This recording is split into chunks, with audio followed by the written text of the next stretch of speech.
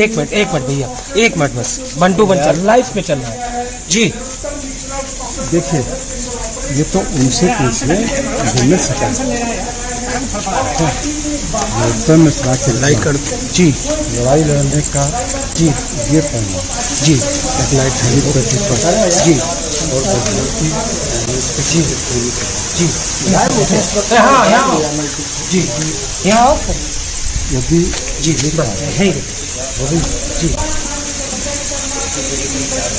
तो ऐसी क्या वजह रही? लगातार आरोप लगा रहे थे घनश्याम सिंह आप पे कि भितरगार हमारे साथ हुआ है। आपने आज प्रेस वार्ता भी रखी थी, आपने तमाम उस पर सवाल कहे और इतनी बड़ी कार्रवाई हो गई एकदम से। वजह क्या रही आखिर? अब वजह क्या रही है तो जो नेताओं ने कहा हमारी तरफ आप सीधे आप जुड़ेंगे, लाइव चल रहा है, आप सीधे जुड़ेंगे न्यूज़ रूम से। वो कहीं नहीं जा रहे भाई साहब। और राजेंद्र जी हमारे साथ सीधे इस वक्त कनेक्ट हो गए। राजेंद्र जी, भीतर घात के घनश्याम सिंह ने आरोप लगाए और उसके बाद आप पर यह बड़ा एक्शन लिया गया है। पहला रिएक्शन आपका क्या?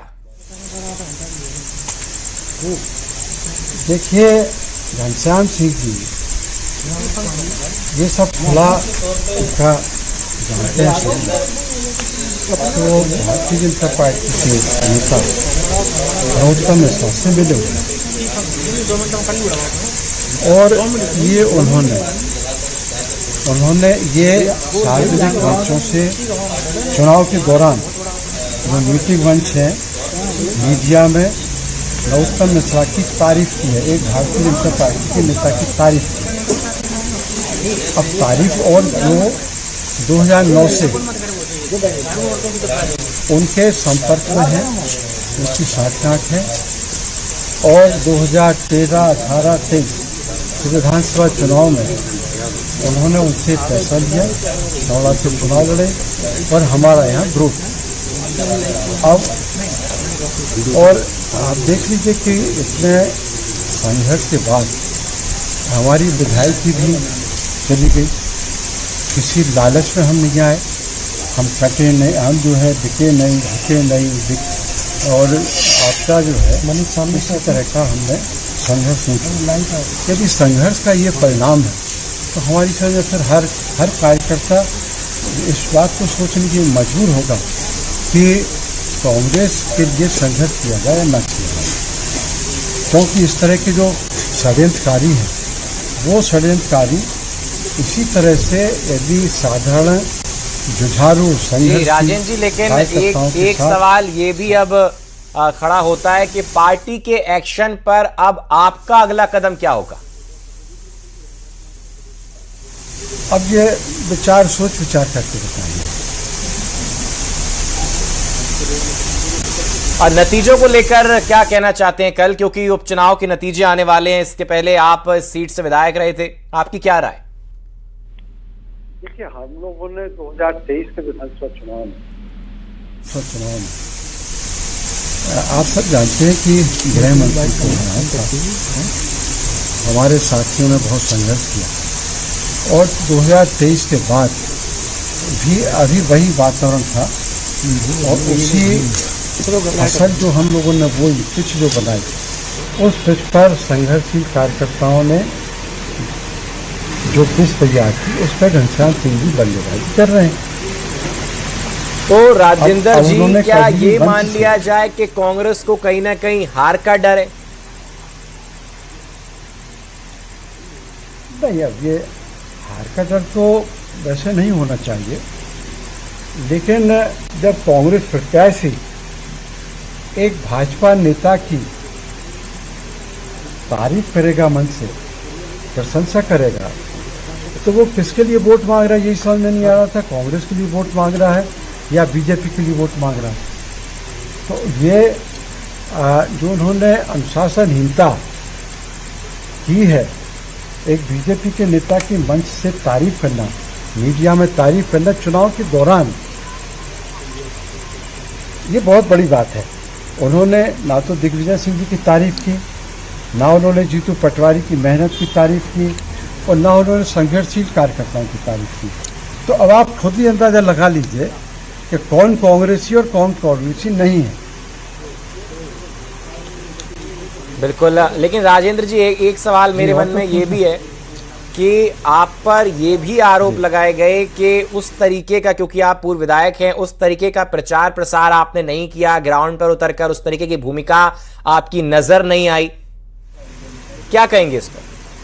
नहीं, वो तो हमारा हर्निया का ऑपरेशन हुआ है, तो हमको डॉक्टर ने एडवाइस किया कि अभी आप कहीं जा नहीं सकते घूमने के लिए, तो इसलिए हम जो है वो घर पर ही रेस्ट करते हैं। बिल्कुल, भूपेंद्र जी थोड़ी देर पहले हमारे साथ जुड़े हुए थे, वो दावा कर रहे थे कि केवल 1000-1500 वोटों का ही अंतर आएगा और कांग्रेस से इस सीट को जीतती हुई नजर आ रही है, लेकिन बीजेपी कह रही है कि जी इस बार हम बड़े मार्जिन से जीतेंगे, हमने नया प्रत्याशी भी उतारा है। आप क्या कहते हैं? ये चाहेंगे कि भाई हमने यहाँ कांग्रेस को मजबूत किया है बतिया में, तो कांग्रेस ही जीते। अब यदि कांग्रेस हारती है तो ये प्रत्याशी के कारण हारेगी। कांग्रेस अगर हारती है तो आप कह रहे हैं कि अपने प्रत्याशी के कारण हारेगी, यानी कि आपका मानना यह है कि जो प्रत्याशी चुना गया है वो सही प्रत्याशी नहीं है, ये कहना चाह रहे हैं आप? निश्चित रूप से सही इसलिए नहीं है कि जो व्यक्ति 2009 से यहाँ नरोत्तम मिश्रा के डर और भय से और लालच में क्षेत्र छोड़ के सौड़ा चला जाता है और 19 साल बाद फिर लड़ने के लिए उसका आता है और यहाँ जब चुनाव लड़ रहा है वो, तो आप भारतीय जनता पार्टी के नेता की तारीफ कर रहे हैं। हमने तो कभी तारीफ नहीं की, हमने ये भी नहीं कहा कि कांग्रेस को वोट मत दीजिए, हमने हमेशा यही कहा कि कांग्रेस को वोट दीजिए। लेकिन अब उनको जो है भारतीय जनता पार्टी के नेता की प्रशंसा करने उनकी आदत है। नरोत्तम मिश्रा को लेके हमारी लड़ाई है उनकी और हमारी यही लड़ाई है। और अब नरोत्तम मिश्रा जी ने जैसा उनसे कहा वैसा उन्होंने शिकायत कर दी। हमें हमारी राजनीति के ऊपर, क्योंकि हम पब्लिक की राजनीति करते हैं, और आपको हम याद दिला दें कि स्वर्गीय माधवराव सिंधिया जी ने जब हमको 93 में टिकट नहीं दिया, 98 में टिकट नहीं दिया, तो मुझे जनता ने जिता दिया था। समाजवादी पार्टी से हम लड़ गए थे, दोनों की जमानत जब्त हो गई थी, कांग्रेस की और बीजेपी की। फिर 2008 में टिकट नहीं दिया, मैं बीएसपी से लड़ गया। यही जो आज कांग्रेस के कैंडिडेट हैं ये 3rd नंबर पर थे। और सबसे बड़ी बात यह है कि जो हमने नरोत्तम मिश्रा के खिलाफ पेड न्यूज़ केस लगाया था, उस पेड न्यूज़ केस में हमने इनको बचाव। राजेंद्र जी एक आखिरी सवाल और मेरे मन में आ रहा है कि आपकी लड़ाई कांग्रेस से है या प्रत्याशी से? क्योंकि एक तो आपने एक तरफ आपने कहा कि प्रत्याशी की वजह से हारेगी अगर कांग्रेस से उपचुनाव हारती है, तो दूसरी तरफ आप कहीं ना कहीं इस बात से भी नाराज नजर आ रहे हैं कि मंच से नरोत्तम मिश्रा की तारीफ क्यों की। तो क्या कांग्रेस से आपकी लड़ाई है या प्रत्याशी से? नहीं, हमारी किसी से लड़ाई नहीं। हमारी लड़ाई नरोत्तम मिश्रा से, उसके वर्किंग से, उसके जो उन्होंने अत्याचार किया और उन्होंने जो कार्यकर्ताओं को, पब्लिक को परेशान किया, वो लड़ाई हमारी है। अब घनश्याम सिंह जी उनके साथ में रहते हैं, हम उसके विरोध में रहते हैं। आज तक उन्होंने एक भी सेंटेंस, एक भी कार्रवाई नरोत्तम मिश्रा के खिलाफ नहीं की, जबकि नरोत्तम मिश्रा ने हमारे साथ, हमारे कांग्रेस के साथियों के साथ जेल भेजा और लोगों को तंग किया, फर्जी केस बनाए। अब इसकी सजा यदि मिल रही है तो ये सजा हमें स्वीकार है। राजेंद्र जी, राष्ट्रीय महासचिव कांग्रेस के और मध्य प्रदेश प्रभारी हरीश चौधरी जी ने ये आदेश जारी किया है आपके निलंबन का। अगर इस वक्त आपको उनसे कुछ कहना हो हाल फिलहाल, तो आप एक लाइन में आप क्या कहना चाहते हैं? नहीं, हम उनसे कुछ नहीं कह रहे। चलिए ठीक है राजेंद्र जी, बहुत बहुत शुक्रिया हमारे साथ जुड़ने के लिए और बातचीत करने के लिए। आपका बहुत बहुत शुक्रिया।